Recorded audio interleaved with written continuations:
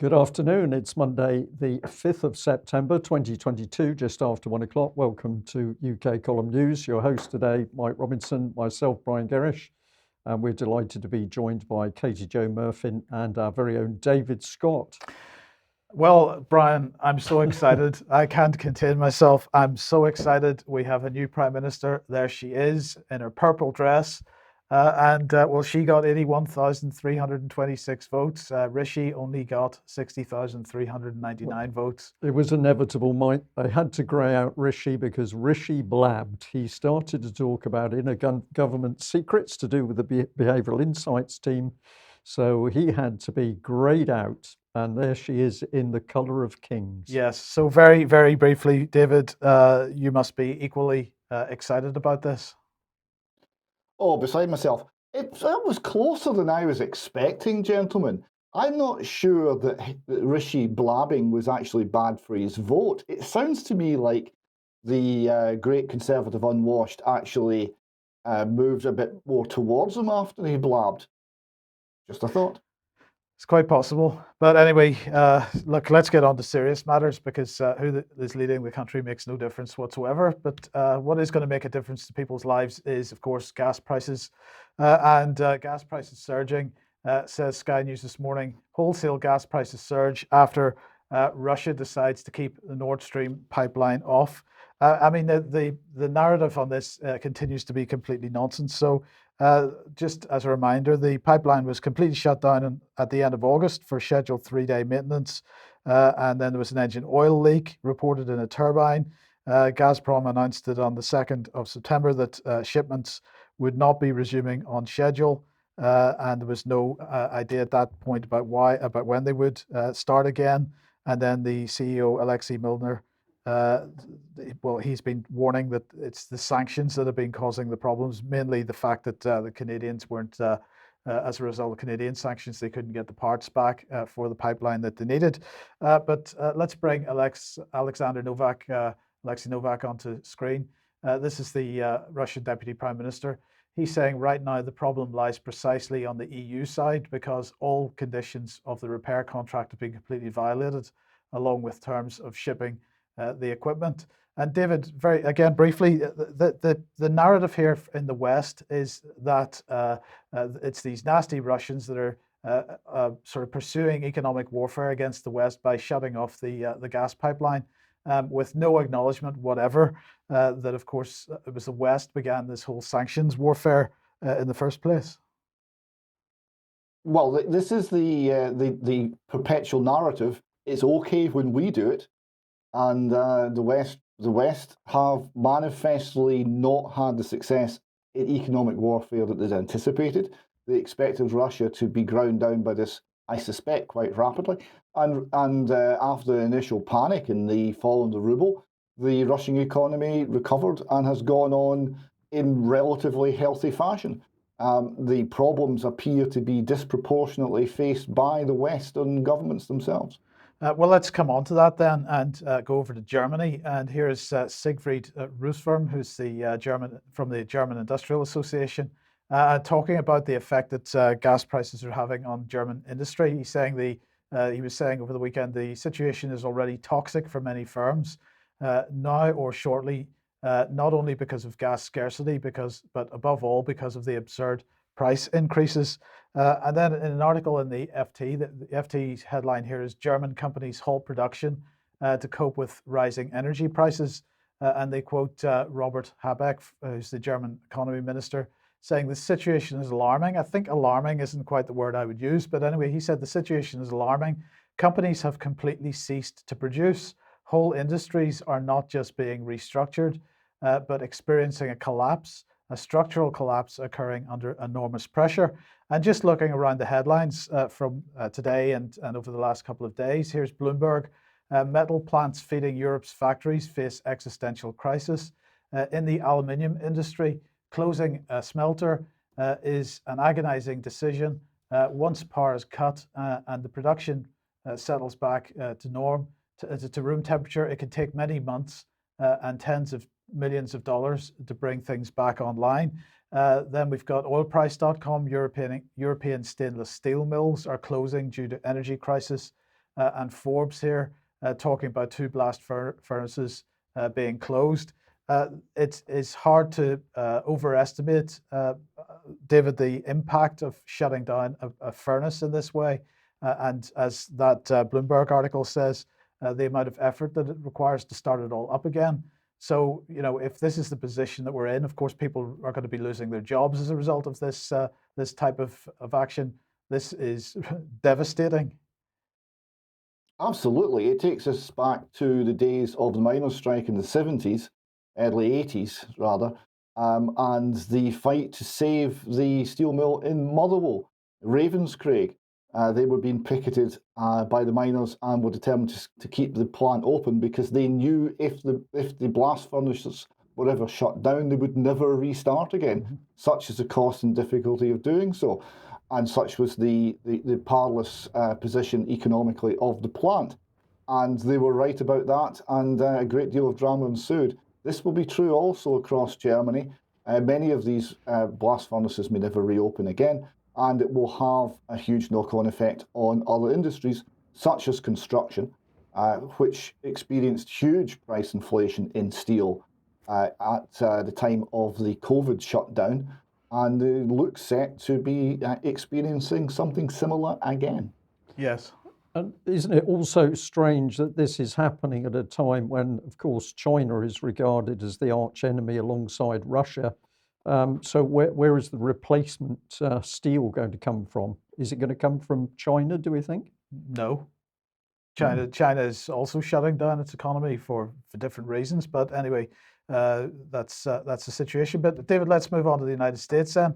And the headline here is Biden taps Podesta to implement climate and energy spending in Inflation Reduction Act.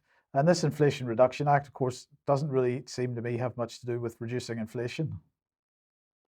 No. And President Biden said, this means we can truly hit the ground running. Hit the ground running, that sounds familiar.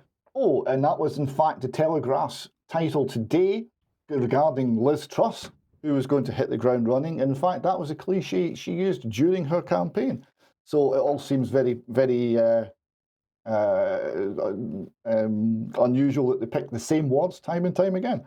CNBC continues here, John Podesta to join Biden's climate team as top advisor. So he's a senior advisor overseeing the implementation of $370 billion in clean energy projects under the Inflation Reduction Act. I find that deeply funny. Podesta, former climate strategy supremo under the Barack Obama government, will be tasked with doling out tax credits for clean energy products like solar panels and electric vehicles, and towards research and development in renewable energy production. At $370 billion, it sounds like there'd be more than that, but there we go. More recently, Podesta served as chair of Hillary Clinton's 2016 presidential campaign and founded the left-leaning think tank Center for American Progress. So no failure is a bar to office, and neither is a very dodgy art collection. And here we have Omar Navarro, who is a candidate for the House of Representatives in America, reminding everyone of the nature of John Podesta's art collection, and that's something we should all be aware of and be concerned about. Yes, that's quite unpleasant.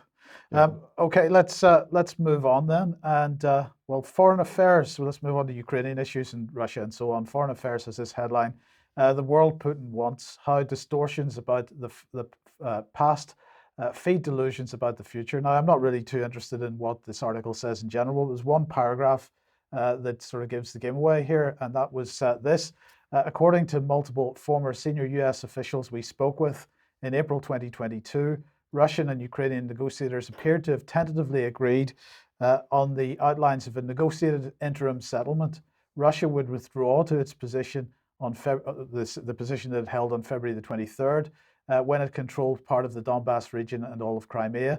And in exchange, Ukraine would promise not to seek NATO membership and instead receive security guarantees from a number of countries. Well, coincidentally, Brian, that was exactly the time that Boris Johnson headed over to Kiev for his first trip. So, how much influence did he have in making sure that that peace agreement did not succeed? Well, Mike, I'm reading about a number of efforts to get some form of peace and some form of stop in the fighting. But a lot of people reporting that when Boris Johnson went over to Ukraine for Independence Day, which I think was the 24th of August, what he was actually doing was promoting the fact that the Ukrainians must not stop fighting. And indeed, many people are suggesting that Boris was actually pushing for the Ukrainian counter-offensive. And of course, that was going to be at any price to the lives of the Ukrainian troops, because subsequently the offensive has shown itself to be an utter disaster. The Ukrainians have taken extremely high casualties, and now they've committed reserves to those attacks. So they're now back in their trenches, bruised and battered, and in a worse position. So many commentators saying that Boris Johnson went to Ukraine in order to make sure that Zelensky did not give in and move towards any form of peace deal. And if we look at how cynical the UK's involvement in this war is, this is Ben Wallace here, but Ministry of Defence, Defence Secretary Ben Wallace today visited Ukrainian volunteers being trained in the UK, not just by the British Army, but alongside instructors from Denmark, the Netherlands and Finland. None of these countries have any experience in the type of warfare being conducted at the moment in Ukraine.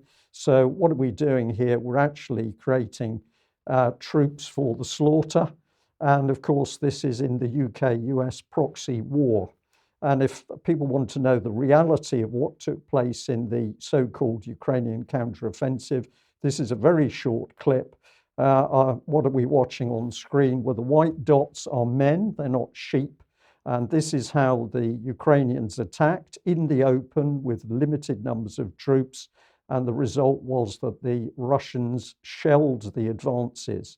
And so any decision for these Ukrainian troops to attempt a counterattack without the necessary troops and equipment and artillery was a pure suicide mission, of course, promoted by Boris Johnson, Ben Wallace, the UK, the EU. And aside from that, of course, the other thing that's been happening is the Western weapons have been captured in vast numbers. This is just one small cache. Either they've been destroyed on the battlefield, they've been destroyed after capture, or they're now in the Russian arsenal. But just outrageous that millions of pounds worth of weapons have simply been handed over to the Russians or sold on the black market. Meanwhile, the Ministry of Defence in UK continues to pump out what is despicable, laughable, in fact, propaganda, because it is so pathetic. So this is all saying how difficult it is for the Russians, and they're not making any progress. But there's statements in it like this: Russian forces have highly likely repeatedly missed deadlines. So that is a construct statement. It's based on nothing. It's designed to be misleading to the readers, no substance to it whatsoever. And if we go to another one here, this is very common. Russian forces continue to suffer from morale and discipline issues in Ukraine, when the reality is that the Russian armed forces are showing unbelievable professionalism in fighting against much larger numbers of Ukrainians. So this is, it's an utter disgrace. Well, Mike. it is, but correct me if I'm wrong, but defense intelligence updates are supposed to give the public, well, mainly politicians, some kind of idea of what's actually going on the battlefront, right? So it should be giving information about both sides of the battle. Well, yes, should. But what it is a propaganda machine, and not a very good one, because the quality of the propaganda from defense intelligence is so poor. I mean, it's laughable. Well, let's head over to Ukraine then and put this on screen, and we'll do a quick translation for it. This is the Center for Countering Disinformation at the National Security and Defense Council of Ukraine. On September the 1st and 2nd, 2022, the International Roundtable Combating Disinformation in the Conditions of Military Operations was held. So this was attended by representatives in NATO, representatives of the US State Department and other European nations. It was held in Kiev. Well, this is all about accelerating plans to impose Well, what the thought control, thought management. Well, certainly, it's all about controlling the narrative. So, what were they talking about? Let's bring this gentleman on, Andrei Shapovalov. So I can't even pronounce it. I do apologize. But anyway, he said this: only in this way will we be able to effectively protect Ukrainians and citizens of partner states from information crimes, in particular information terrorism. So these people, with everything that they've done inside their own country, the brutalizing of Ukraine, are now going to teach us, the UK, the West, how to protect our citizens. Yes, so I'll get it right this time. Shapovalov, no, I'm not actually. Shapovalov. Shapovalov, thank you. Anyway, he said, today our goal is to form an international hub for countering information threats at the national and international level.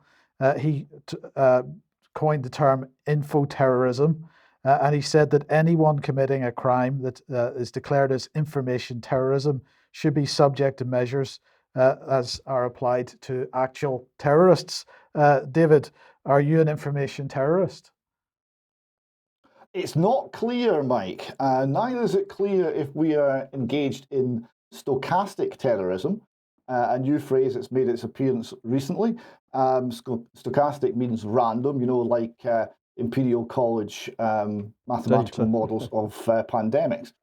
And it suggests that people who will be saying hearty things will encourage other people to do bad things, and therefore they're somehow responsible in a way that is not possible to actually predict or actually identify. So this is how people like Donald Trump are accused of being terrorists when they are manifestly not. Yes, okay. Now, I'd be very interested in both your views, Brian and David, about this. This is Vasily Nebenzia. I'm not doing very well today. Anyway, the Russian permanent representative of the United Nations. And he was saying this: as of September the 1st, 2022, none of the 56 Russian representatives for the main and advanced group have received entry visas to the United States. What are we talking about here? We're talking about people attending the United Nations General Assembly. So these are diplomats and support staff. He went on to say, similar situation exists with the accompanying journalists and crew members of the flight of our minister.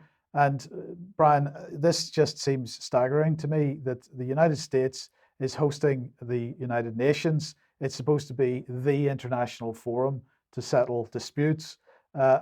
So the United States has decided that because it's having a dispute with one particular country, that country should not be permitted to attend. Yeah, well, you don't want people meeting to have discussions that could lead to peace. You want to make sure that your enemy is kept outside the camp so you can plan for war. This is what it's about, the rules-based international order. My prediction is, sorry to mention her name, that Liz Truss is going to get her snout into this subject as soon as possible. She will be for more war. Yes, David? Well, I also see Andrew MacLeod, Professor of Department of War Studies, King's College.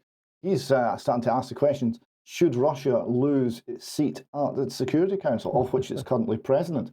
I'm not sure what mechanism could possibly exist to make that happen, but I wouldn't be surprised if this now becomes a talking point and a point of contention, as Russia is increasingly excluded from all the institutions of the Western post-war liberal settlement. Yes. Yes, right. And going back to Ukraine again, then here's Vladimir Rogov, who's he's a representative, I suppose, local government representative around the Zaporozhye, the nuclear power plant and so on. And he had this to say over the weekend. Not only did the attackers, this is with respect to the attack on the nuclear power plant, not only did the attackers study English, but underwent special training under the guidance of the British Secret Intelligence Service, the MI6. And he went on to say after that, they returned to Ukraine through Warsaw, ending up there in Odessa. From there, by the end of August, they had arrived in the appropriate region. Now, of course, we've no way of verifying this, but I mean, what are your thoughts on that? Well, I've seen numerous little video clips coming out of Eastern Europe showing the international nuclear inspectors at the site of that power station. We've seen nothing about it really in UK or Western press, but there is no doubt the Ukrainians were shelling the nuclear power station. They had an attempt to capture it. That was dealt with pretty severely by the Russians, but the Russians did capture, I think it was 2 or 3 of the commandos that took part in that raid. Now, if we're to believe the Russians, they've obviously got that information out of the men they captured, but to launch a raid on a nuclear power station in the middle of a war seems just I don't know how to, obscene. It's crazy, but of course we're not talking about it. The BBC's not talking about it in any detail. So something really dirty went on, but at the moment the Russians are very calm because it would appear the inspectors have already determined there's nothing untoward from the Russian side. Okay, and let's come back home then. And well, this was released by the Ministry of Defence yesterday. UK Armed Forces joined troops from Finland and Sweden on Exercise Vigilant Knife.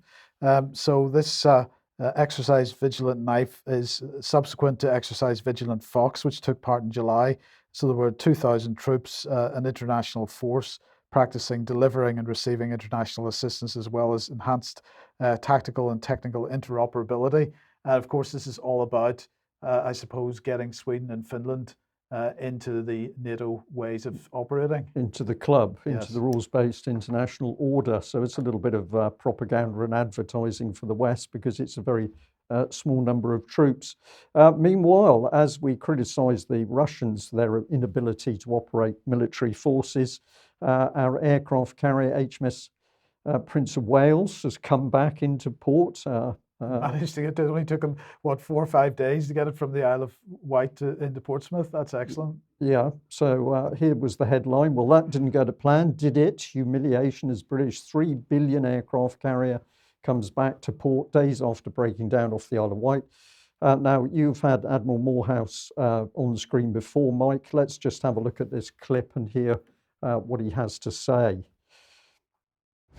I spoke to you earlier in the week regarding the emerging issue with HMS Prince of Wales, and following an internal Royal Navy update earlier today, I wanted to provide further details on the situation.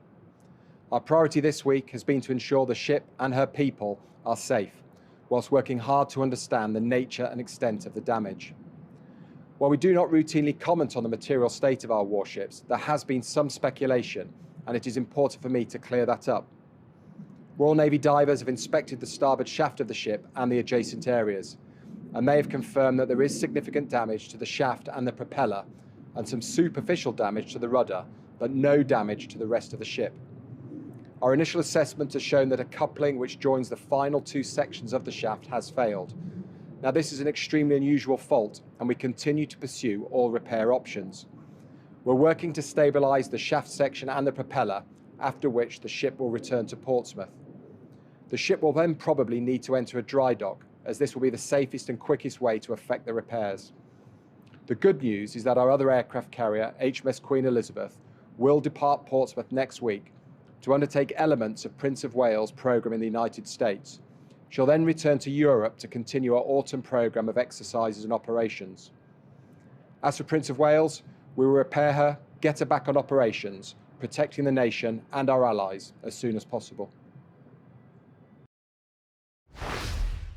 So, David, I was watching your face during that report. What he actually appears to be saying is that a propeller shaft coupling broke, and for the propeller to contact the rudder, the whole unit must have moved aft, that is backwards, to be in contact with the rudder. This is an incredible situation. He appears a little bit puzzled as to how this has happened, but I note that he says, well, we looked after the safety of our people. So we've forgotten ship's companies, because that's the correct term he should have used. We're into our people, but they're all safe, don't worry. We're going to put our ship in a dry dock because we think that's the safest place in order to, in effect, a repair.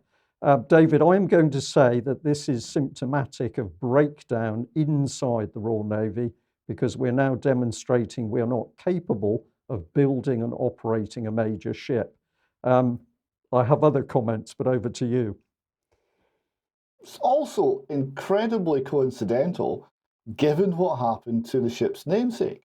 HMS Prince of Wales was lost off Malaya, having been torpedoed by Japanese aircraft.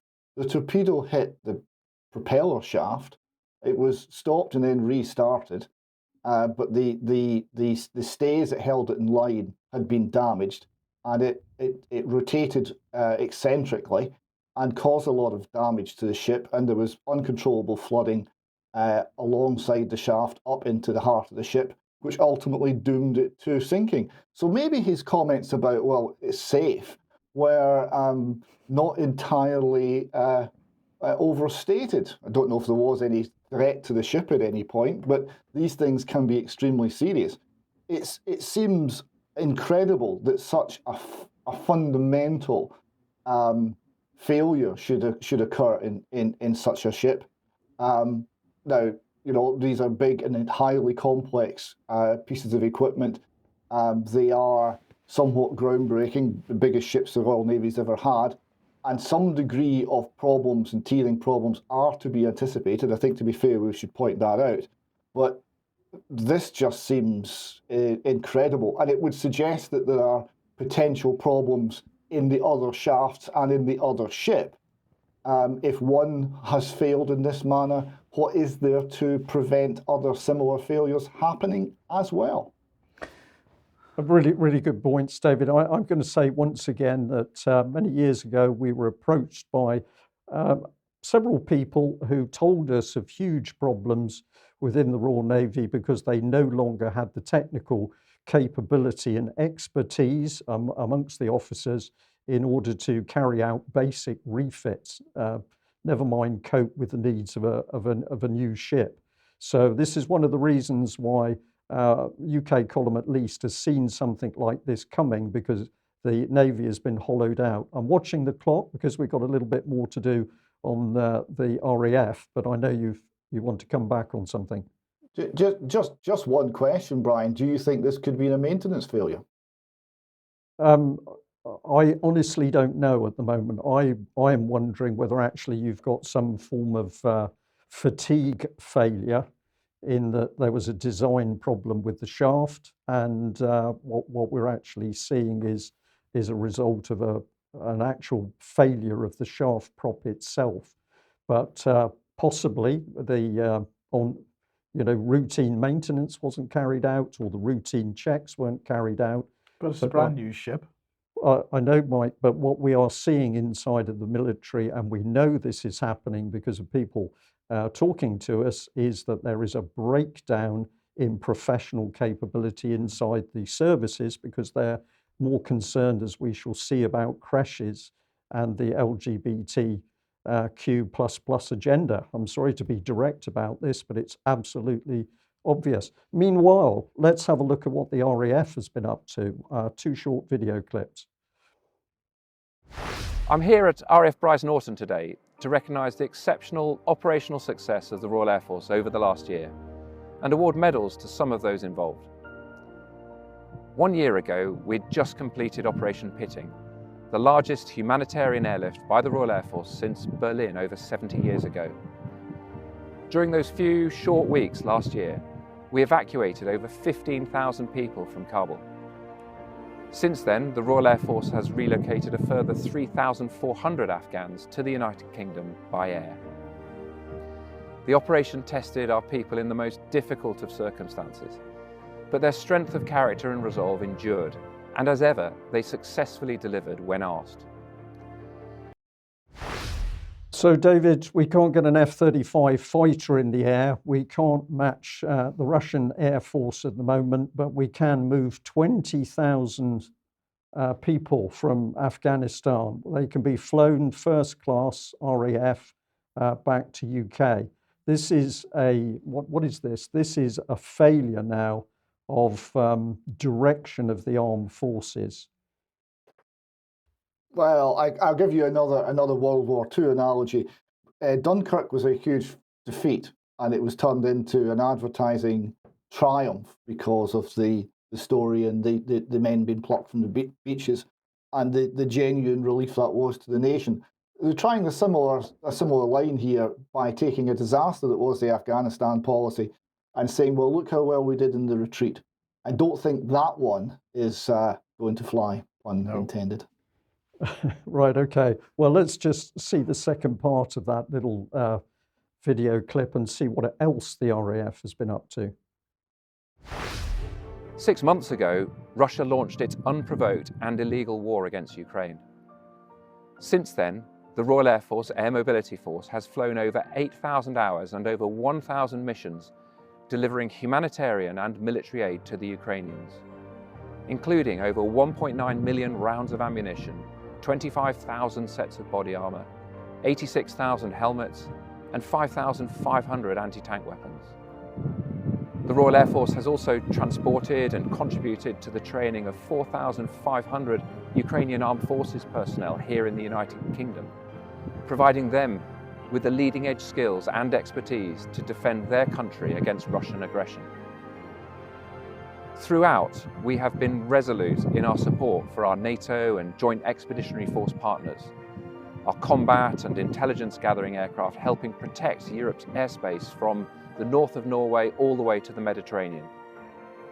The success of these operations and the many others that the Royal Air Force conducts daily to protect our nation is entirely down to our exceptional whole force of regulars, reserves, civil servants and contractors, and our continued ability to attract and recruit high-quality people from the widest pool of UK talent. There has been much recent interest in our service's approach to recruitment, and as a leadership team, we're committed to ensuring it is a process that you and all our recruits, past, present and future, have full confidence in.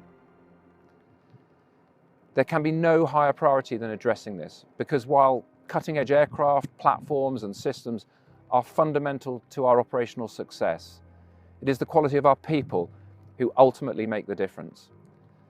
And that's why being here today to recognise and say thank you to just some of those involved is such an enormous privilege.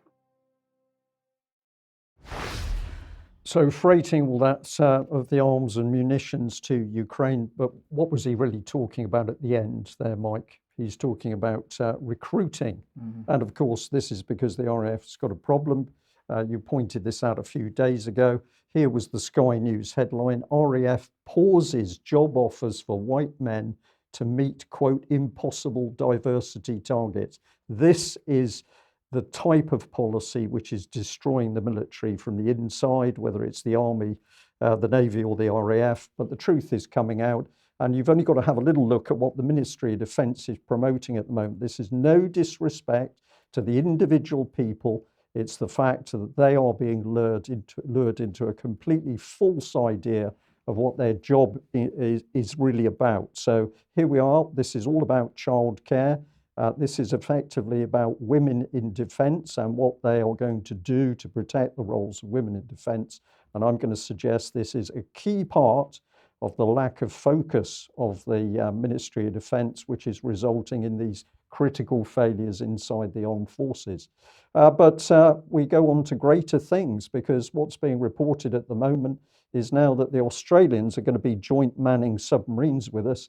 I've tagged this Global NATO Emerges, because I'm sure this is what is happening here. But we've got a little clip here, of Ben Wallace just at the British Aerospace submarine facility, where the Australians are being groomed to get involved with the Royal Navy.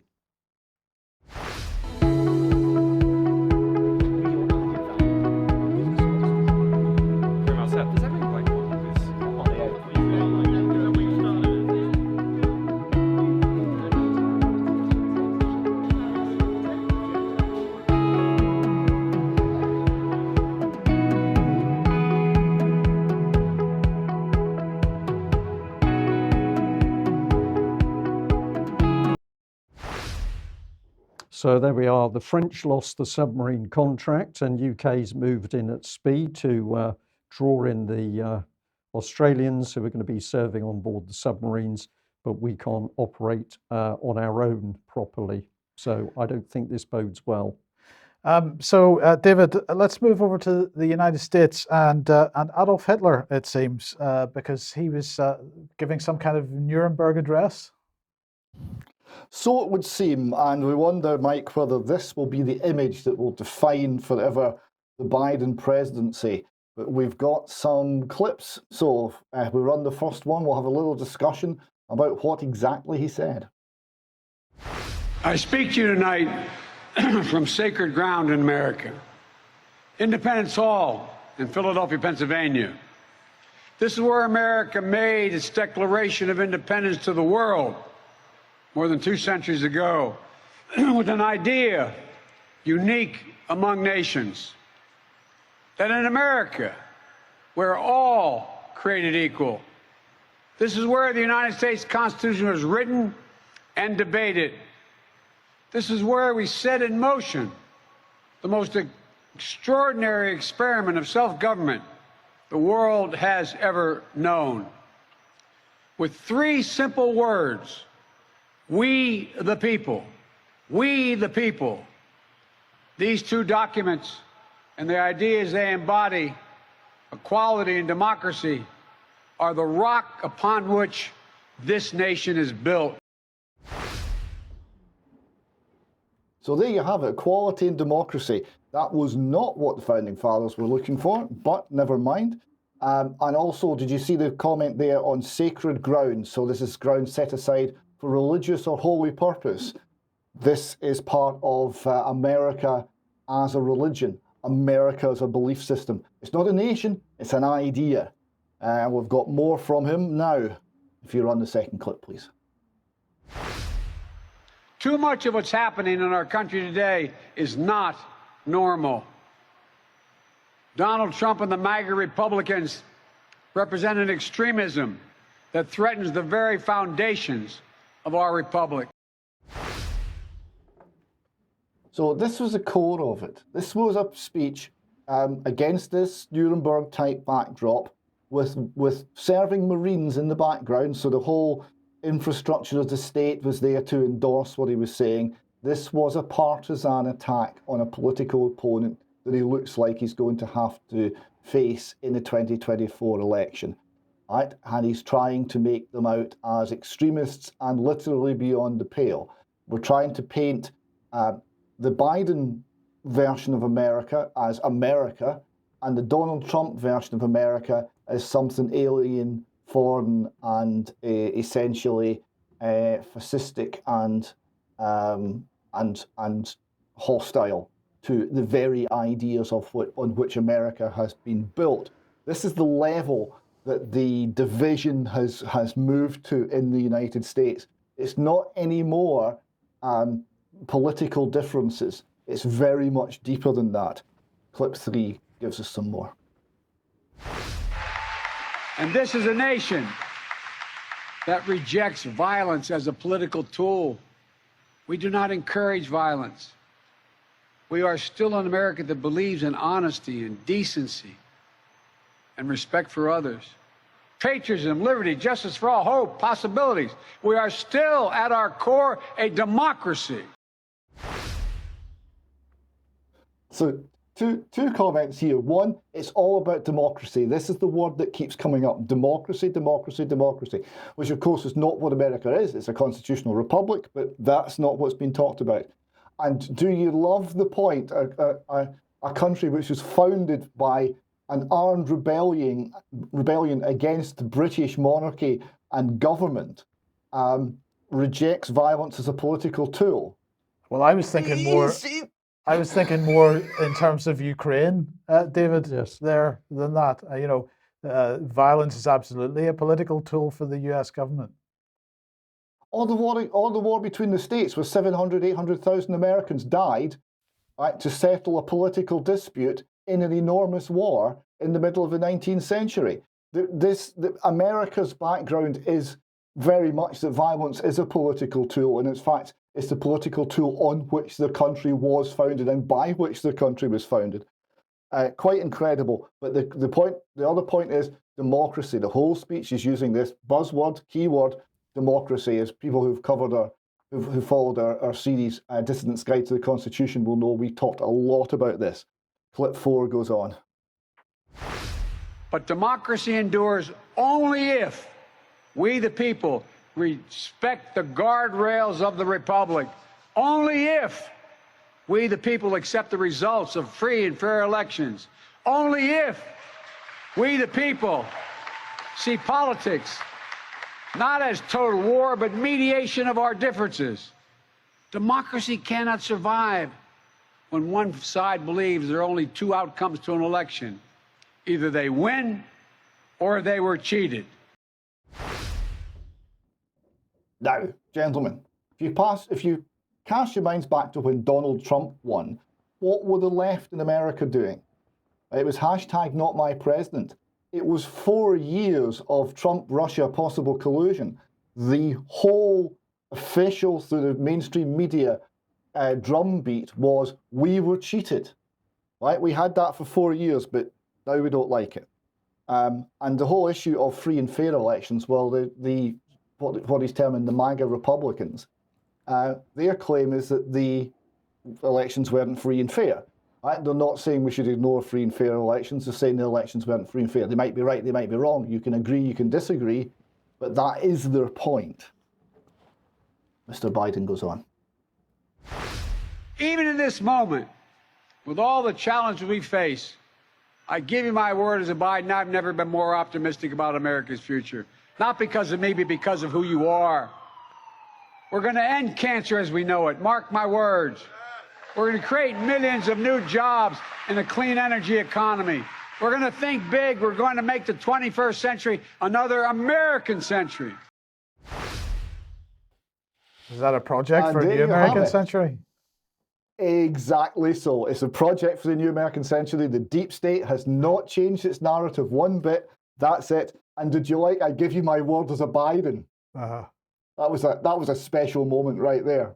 I believe the police siren started at that exact point, David, there. That's the protesters. Over the wall, there was people shouting, let's go Brandon, during most of this speech. And loud enough that he had to refer to it on a couple of occasions. Clip 6 gives a little more. My fellow Americans, America is an idea, the most powerful idea in the history of the world, and it beats in the hearts of the people of this country. It beats in all our hearts. It unites America. It is the American creed. So again, this is a creed. This is not a nation, it's an idea. It's not a nation, it's not a country, it's an idea. I find this very interesting. Does this mean that you can destroy the actual country as long as you keep the idea and it's somehow okay? And also the most powerful idea in the history of the world. Not the idea that the Son of God gave his life for us and that you can escape death because of that act of love by a loving God. That's an idea that a lot of people have willingly died for. I would say that's probably the biggest the most powerful idea in the history of the world. The idea that a creator is there to provide you with life without end. That's a bigger idea than the United States, but he didn't seem to rate that. No, America, the idea of a democracy where people vote, that's it. That's the biggest idea that's possible to have. And this diminution of the world of ideas, this restriction of everything down to very base ideas held up as great ones, is something that is actually permeating the West and is part of the decline of the West. I think a very interesting point there. Final clip from Joe Biden. We just need to remember who we are. We are the United States of America, the United States of America. And may God protect our nation, and may God protect all those who stand watch over our democracy. God bless you all. Democracy. Thank you.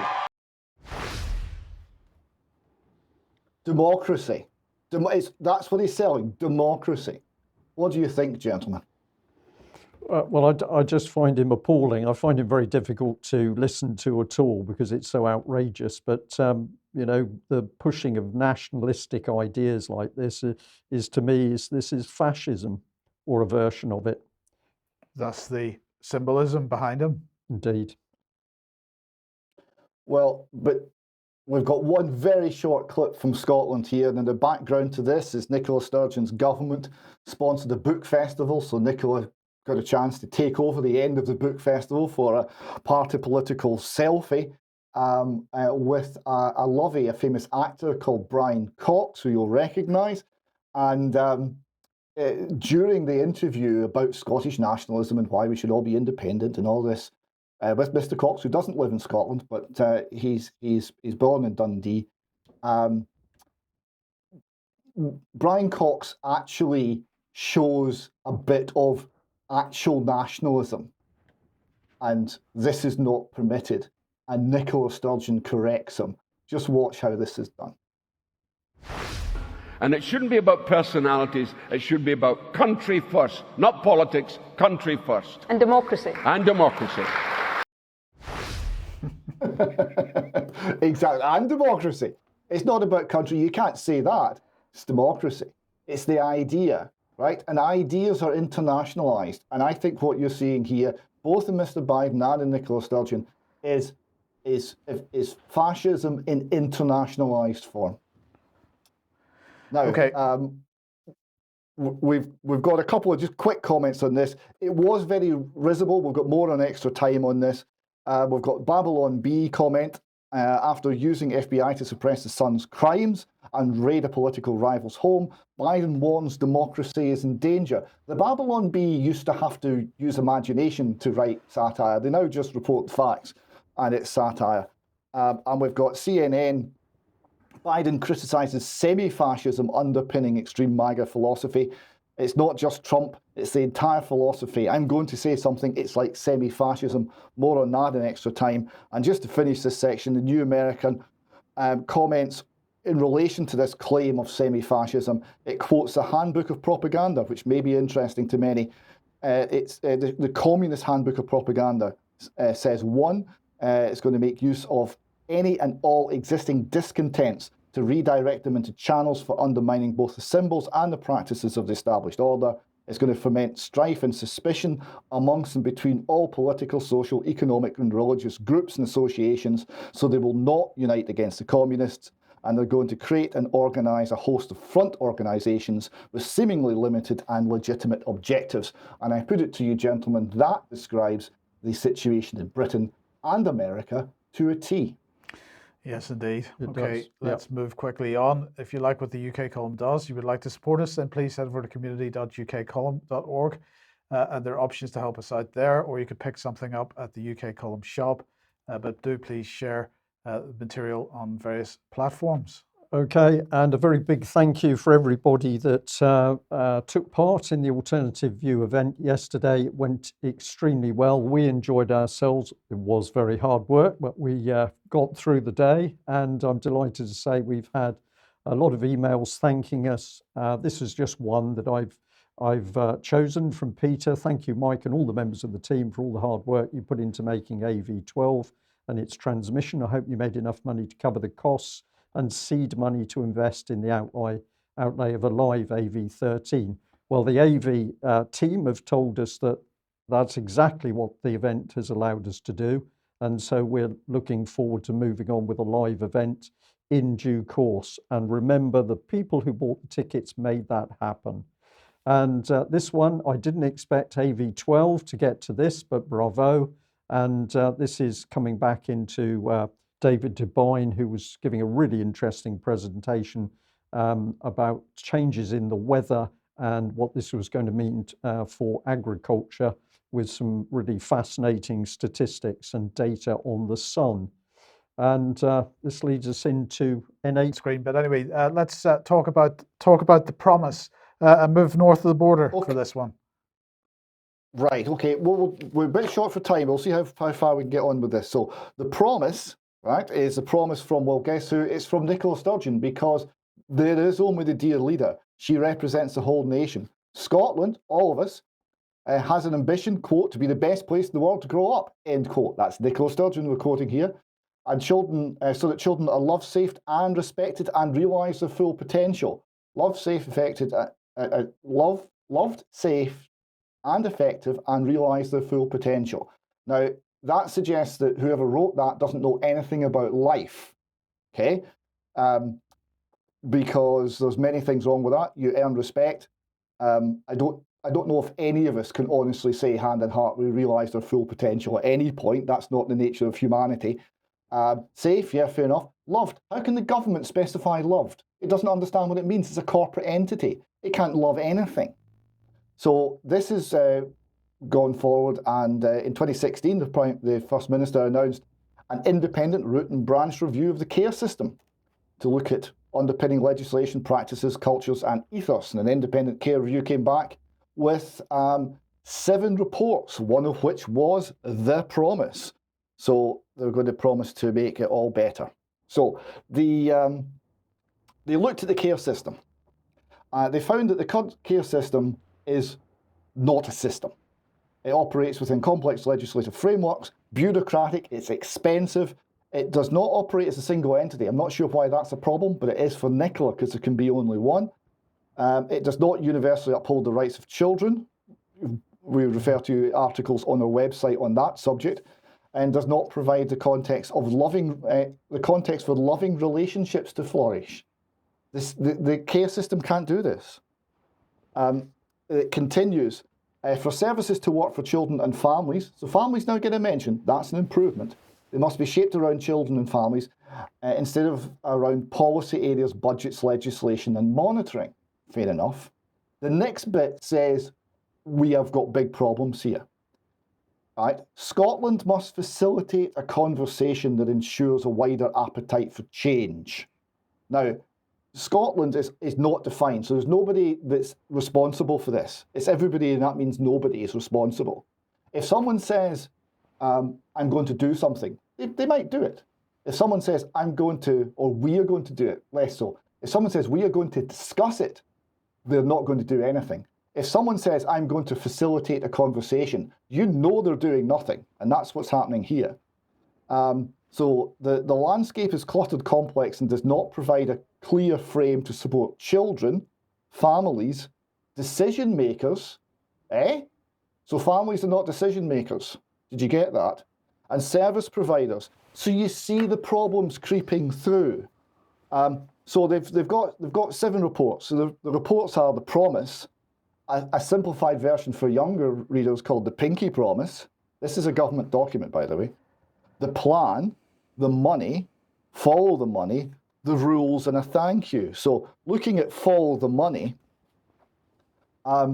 they're talking about this is a chance to save cash, right? There's going to be a positive financial implications for other entities and budget lines from delivering the promise. So this is such a good idea. It will pay for itself. Everything that comes out of the Scottish Government says this, and it's never true. They continue the benefit of a well-being economy. Now, they can't define well-being, so they can't define well-being economy. Can be understood through the lens of insulating children from risks. That's not, insulating children from risks is not loving. It's not caring for them. That's bizarre. And then in the next sentence it said, yes, of course, even with insulation installed, and that's creepy language, fires still happen, but the risk will be reduced. And then they talk about reducing poverty won't eradicate the need for care. This is written by someone who's never been in poverty and doesn't understand that poverty and care are not mutually exclusive. Far from it, they're completely different issues. But it will mitigate it and ease many of the pressures. It's about welcoming the value to be created rather than simply weighing the cost of delivery. So we're creating value now. So you see how the population and the children start to be viewed as the product. They can't help it, it keeps coming up. So we've got 3 plans, right? Because one plan's not enough. We've got 3 plans, each lasting 3 years. And that's so that we've got 3 years to write the second plan and another 3 years to write the third plan. Okay, so that's good. So the current plan, 21-24, we've got some extracts here. You know, we're going to do many things, including language. Organisations that have responsibilities towards care-experienced children and young people will be able to demonstrate that they are embedding destigmatising language and practices across the way they work. Yeah, because that'll really help kids in care, right? Because They don't want to be called kids in care, they want to be called care experience, and that'll make all the difference. So this is fanciful. And then we've got building capacity. Children, families, and the workforce, odd that it's the workforce now, must be supported by a system that is there when it's needed. The scaffolding of help, support and accountability. Who's accountable? Is it the parents who are accountable? I'm not sure. Must be ready and responsive when it is required. So we've got scaffolding of help, okay? And then we've got whole family support. This gets quite odd. Where children are safe in their families and feel loved, not are loved because the government can't define it, feel loved. So if the child has a fallout with the parents and doesn't feel loved, does the state intervene? I imagine they do. But if they feel loved, it's all about your feelings, there they must stay. The families must be given support together to nurture that love and to nurture that love. The state's going to give them family support to nurture love. Who are these people kidding? And overcome the difficulties which get in the way. Scotland must listen to, and well, here's an admission of what's actually been happening. Scotland must listen to and absorb the overwhelming evidence of the lasting pain that removal has caused children, families and communities. That's them admitting that they've been doing child stealing by the state and it's been disastrous. This must result in a fundamental shift of thinking about when a child should be removed from their family. So this is them admitting they got it fundamentally wrong. It is buried in there, but at least they're admitting it.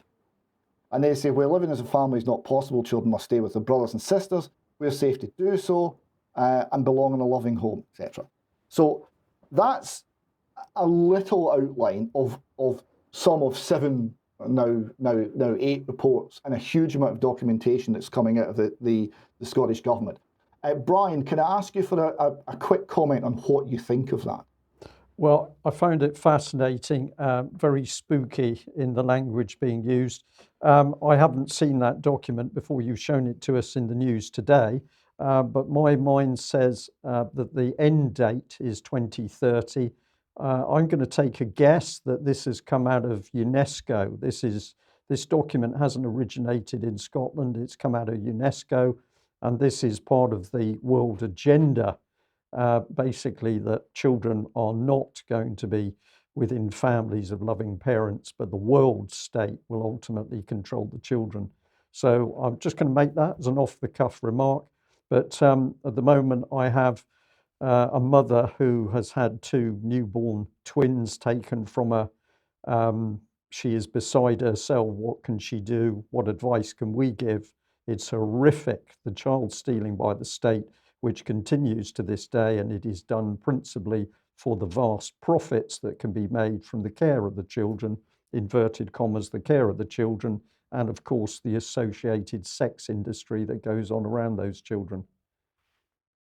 And if you look at the document, Follow the Money, it does explain just how much money we're talking about, and it is vast. That's just in the Scottish context, multiply it by 11 to get a UK figure. Yes. Okay. Katie Jo, let's end then with the global walkout. Yes, I mentioned the global walkout a couple of weeks ago on the show, and last night the walkout began. So every Sunday at 8 p.m, a new step will be announced, and the plan is going to gradually disconnect from the global agenda and become more independent and in control with our own lives. So the reason that I love this is that it's global. And this globalist agenda for the human race affects every single one of us, and it is worldwide. So it is time we unified and took action together. So step 1 is all about cash, all about using cash and keeping cash. And there was a great article published a couple of days ago in the Irish Times with the headline, "Cashless society would give banks way too much power." Well, let's be clear, it would give them complete power. So I think it's brilliant that the first step in the global walkout is to focus on encouraging people, as many people as possible, to use cash. And what they have done is they've created these little cards you can print out for customers to hand out when they use cash, and that they can share with friends and family. And they've also got a printout for shops and people, small businesses, to hang up in their windows to show people why they're encouraging their customers to use cash. And these little cards have 5 points on them, and it says, "I paid cash today for a reason: to save this business money on transaction fees, to give this business more control over their profits, to support my local economy and community, to keep my purchase and location anonymous, and to keep cash alive. And Catherine Austin Fitz announces the first step in the video. This is the Global Walkout. One step at a time, hand in hand, we are walking out from the globalist society they are trying to enslave us into. Today is September 4th, 2022, the first step for the Global Walkout. My name is Catherine Austin Fitz, and I'm walking with you. Here is our first step, and it's a powerful step, a step of financial rebellion. Arrange enough cash to cover your living expenses for a whole week. If you can't arrange enough for a whole week, get enough for one day. Do that. If you can arrange more, do that. Do what you can do. It will be good. Don't tap or swipe your debit card, credit card, your other digital cards for as long as possible. Use them as little as possible. And when you use cash, take the opportunity to tell your neighbors, your friends and family why, so they can join you in using cash to reverse the push for financial tyranny. Come to your financial power, use cash, and stay tuned for the next step, an announcement in exactly 1 week's time. Every time you pay with cash, how about you use it as a way to raise awareness as to why it's so important to keep cash alive? Go to the Global Walkout website, and on step number 1, you will see this download. It is a little card. You cut it into 10 different cards, and every time you pay with cash, give them one of these little pieces of paper. And let's raise awareness and explain to people that cash needs to stay alive. Every Sunday at 8 p.m. London time, a new step will be announced. United, we will empower ourselves and each other to become more independent, self-sustainable, and in control of our own destinies. Together, we will reignite freedom. Join the Global Walkout family at www.globalwalkout.com, and we will see you next Sunday.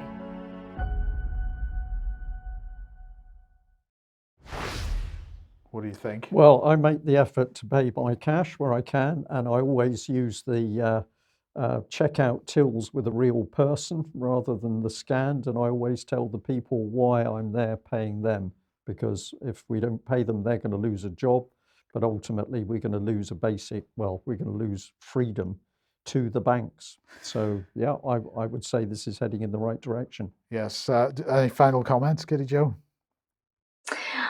Just that I know it's really inconvenient for a lot of people. Like you, Brian, I use cash where I can possible, as much as possible. And I know it's inconvenient, but everything that they've made, all this convenience that we have now in the way we live, is just us surrendering our independence, and we're giving them more dependency. You know, we have to start taking responsibility for ourselves. Yes. Yep. Thank you for that. And David, then we'll end with this. Yes, just turned 72 this week. Hans Hermann Hoppe, of which the column is quite a fan. We've mentioned them in the Dissident's Guide to the Constitution series several times. He's got a quote here: "Democracy has nothing to do with freedom. Democracy is a soft variant of communism, and rarely in the history of ideas has it been taken for anything else." Yes. Okay. Sorry.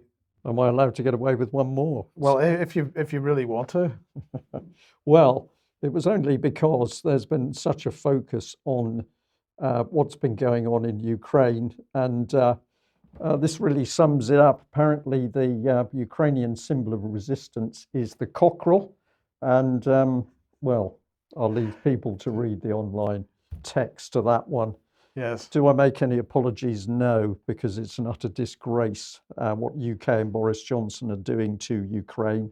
And I do hope the Ukrainian people will wake up and realise that they are being used by the West. Yes, indeed.